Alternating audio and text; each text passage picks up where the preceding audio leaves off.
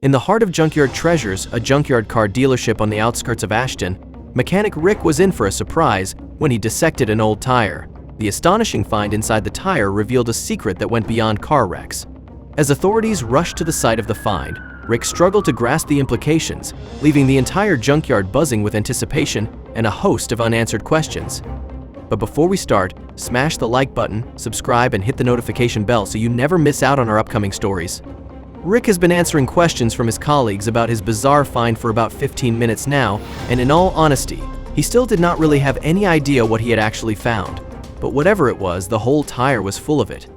He wanted to inspect his find further, but after calling the police about it for advice, he was instructed to stay away until they arrived. Rick had called the police because he already suspected that there might have been some fault play with this car. They had no idea how it had ended up in the junkyard in the first place. None of the employees remember buying it or bringing it in. Rick just found it in a lineup of cars that needed to be stored. And so he decided to go through the standard procedure without asking any more questions. One of the steps in the procedure was to either remove the tires, if they could still be sold on, or to puncture them to make sure that the car did not go rolling out of its place when it was hit by something. These tires were clearly on their last life, and so Rick did not hesitate but punctured them with a screwdriver. Rick punctured the tire but felt a little bit more resistance than normal. And when he pulled his screwdriver out of the rubber, he saw that the tire only deflated a tiny bit. Confused, he stabbed it again 2 more times, but the same thing happened.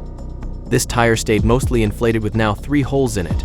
That was seemingly impossible, and thus Rick got curious.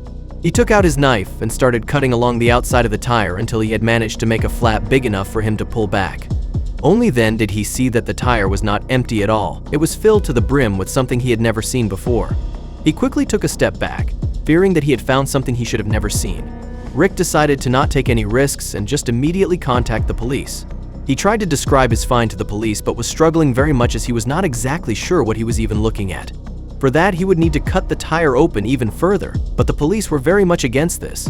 When Rick told them that he had found something hidden in the tire of a suspicious junk car, they nearly immediately told him that they were on their way and that nobody should touch the tire or even get close to it in the meantime. And Rick had no reason to go against this but knew that he would have to contain his curiosity for a while because of this. The junkyard he was working at was actually very far outside of the city. Without traffic, the police would probably take 45 minutes to get here. So he and his colleagues would just have to wait patiently and only try to make guesses as to what this find could be from a distance. But after only 15 minutes of waiting, there was already a car that pulled up to the junkyard. The employees were looking out at 2 big black trucks that looked like they could cross the desert with ease. He had the police take some special vehicles to get here as quickly as possible. But when a couple of people got out of the car, Rick quickly realized that they were not dealing with cops. They got out of the car holding weapons and had tattoos that Rick could quickly associate with local gangs. A couple of gang members quickly approached him and told Rick that nobody would have to be hurt. They were just here to collect a package and everything would be okay if he just helped them find it. Of course, Rick told them that he was more than happy to oblige. And so the gang members revealed that they were looking for a certain car. They gave Rick a number plate and he immediately knew which car they were talking about. Rick knew that if he could stall a bit, then the police might be here in time to arrest these people. But the last thing he wanted was for him and potentially his colleagues to be caught in a firefight. Plus, the police did not even know that they would come face to face with gang members here. At least they would not have known had another employee not quickly called them to relay this information. Meanwhile, Rick had told the gang members that he knew exactly where the car was. He hoped that they would keep their word of not hurting anybody when he assisted them to the best of their abilities. But he also knew that there was a big problem ahead of them. Rick figured that they wanted whatever was in that tire, and these people were not going to like that it was already opened up. He would just have to be honest with them and hope they could see it as an honest mistake. Meanwhile, while they were walking to the car in question, Rick did not see any of the other employees. They had all been smart enough to hide and wait this out. Hopefully he could convince these people that he is currently the only one here. Rick stood in the junkyard, tension thick around him as the gang stared at the sliced open tire in disbelief. The usual noise had fallen silent, replaced by a heavy, unpredictable stillness. With a gun pointed at him, Rick explained he had found something inside the tire and called the police.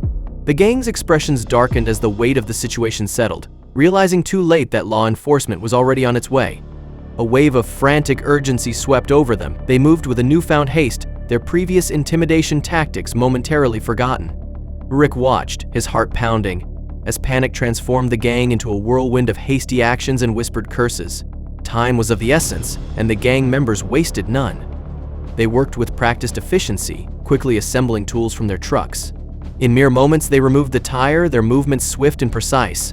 Rick stood helplessly, watching the tire, the root of all this chaos, being wrenched free from its axle. The speed of their actions was a stark reminder of their desperate need to escape. The tire secured, the gang wasted no time. They loaded their prize with urgent swiftness into one of the trucks. As the engines roared to life, dust and gravel kicked up, marking their hasty retreat from the junkyard. Rick stood alone as dust swirled around him, the junkyard eerily quiet in the aftermath. The chaos, the gang, the threat, the torn open tire had vanished as quickly as it arrived, leaving only a hollow stillness. Minutes earlier, he had felt the cold press of a gun against his temple, the gang leader demanding answers with a lethal edge. Rick had stuck to his story. He was just a mechanic, alone on shift, and had stumbled upon the tire by accident. The gang circled him like predators, firing off questions meant to trip him up. Rick responded with careful precision, threading a line between honesty and ignorance. He insisted he knew nothing of what was hidden inside the tire, nothing of their business. His body trembled, but his voice held steady, determined to survive. As the gang huddled, whispering among themselves, Rick watched every move, trying to read their intentions. Suspicion lingered in their eyes, but so did uncertainty. That sliver of doubt was his only chance. He stood frozen, hoping that convincing them he was nothing more than a clueless mechanic might be enough to walk away alive. The gang leader studied Rick, searching for signs of a lie. Rick held his gaze, masking fear with confusion, hoping to buy time. As the sun set, police quietly began tracking the gang, guided by Rick's co-workers. Blending into traffic, they kept their distance, careful not to be noticed. As night fell, the pursuit intensified. The gang left the main road for rough terrain, unaware they were being followed. Eventually, they stopped at a hidden desert-safe house, dragging Rick inside. Bound and locked in a dim room, Rick strained to hear their plans. Fear gripped him, but he held on to hope. Outside, the police surrounded the house, silent and unseen, communicating only through signals. All night, the gang remained on edge, patrolling and watching the darkness. Inside, tension grew with every sound. The police held their position, waiting for the right moment, prepared, patient, and ready. In the stillness of the desert, the police carefully planned their next move, mindful of the gang's firepower and the risk to Rick. Under dim red lights, maps were reviewed and positions adjusted. Every officer understood the stakes, and their strategy was precise, prioritizing safety and control. Inside the safe house, the gang's nerves frayed as the hours passed, their earlier confidence fading. Outside, the officers stayed alert, their senses sharpened by the quiet, knowing it concealed a storm beneath the surface. As dawn approached, anticipation mounted. The gang grew restless, their movements quick and uncertain. The police readied themselves, prepared to act as daylight approached, knowing the situation would soon reach a breaking point. Inside, uncertainty turned to conflict. The gang argued over Rick's fate, their fear and frustration escalating. Rick, still bound, listened in silent dread as the pressure built around him. The debate ended unresolved, leaving a heavy silence and the looming threat of what the morning might bring. Rick lay in the dim room, the low hum of distant voices a constant reminder of his peril. Helpless and bound, he wrestled with fear and desperation, his mind flooded with grim possibilities.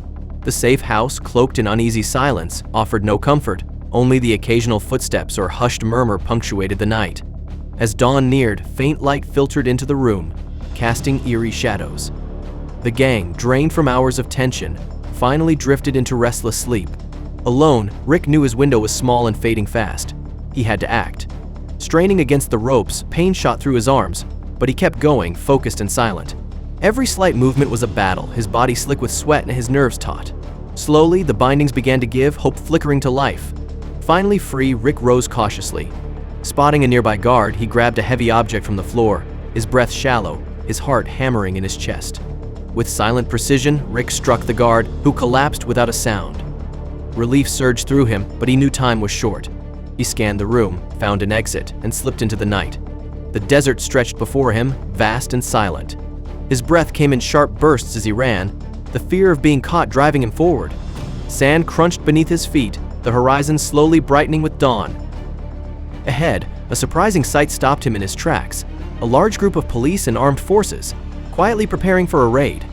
Rick approached, breathless and cautious. Once identified, he was pulled to safety as officers gathered vital details from him.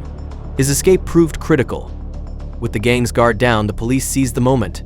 Quiet determination passed between them as they moved into position. the still desert morning was on the verge of erupting into action. The raid began with precision and speed. Using the cover of surprise, police and armed forces breached the safe house and moved in swiftly. Every team member executed their role with practiced efficiency, turning chaos into control. Inside, the gang was caught off guard. Jolted from sleep, they scrambled in confusion, their disorganized resistance no match for the well-coordinated officers. Brief moments of struggle gave way to order as each gang member was subdued and restrained. With the situation under control, officers began a careful search of the building. The tire that had triggered the entire chain of events was recovered, its contents confirming suspicions. Packed with illegal contraband, it became a key piece of evidence. As the officers documented and secured the scene, a sense of purpose settled over the team. The safe house was no longer a refuge for crime but a dismantled operation. The mission was a success, and the discovery marked a turning point in the investigation. After the raid, Rick was brought in for debriefing.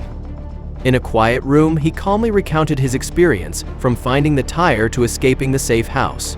Though visibly worn, his detailed account was crucial to the investigation. He shared everything he could remember: the gang's behavior, their structure, and small but important observations.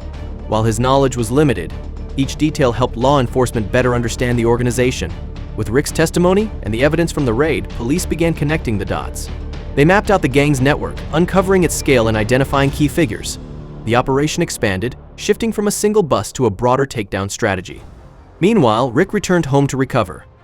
The quiet gave him space to process everything. Though safe, the experience left a lasting mark. The investigation took a surprising turn when a former junkyard employee was revealed as a gang collaborator. This betrayal reshaped the case, turning the junkyard into a critical crime scene. It became clear the location had long been used as a hub for smuggling, hidden in plain sight. The police uncovered the gang's operations, revealing how they used a junkyard as a cover for their criminal activities. Through the investigation, they traced the actions of a former employee, which exposed the gang's widespread network. The junkyard, once seen as a simple business, was found to be a central hub in their illicit empire. After weeks of surveillance, the police interrupted the gang's final attempt to retrieve contraband, marking a major victory. The former employee was arrested and confessed, providing crucial details about the operation. With his help, the police launched raids across the city, arresting more gang members and associates. In the following weeks, the gang members were convicted, and the community, once gripped by fear, could finally breathe easy, knowing the criminal network had been dismantled. News of the convictions spread, bringing a sense of closure and safety that had been long absent. The community began to heal, its residents now free from the fear and uncertainty that had once loomed over their daily lives. The junkyard, now free from its unwitting involvement in crime, started a new chapter. Under new management and with a renewed sense of purpose, it returned to being a place of honest work and trade. Rick, too, found a new beginning, his experiences at the junkyard leaving him with a deeper appreciation for life's unpredictability and the resilience of the human spirit. Thank you so much for watching. If you enjoyed this story, don't forget to hit that like button, subscribe, and ring the notification bell so you never miss another unbelievable tale like this one.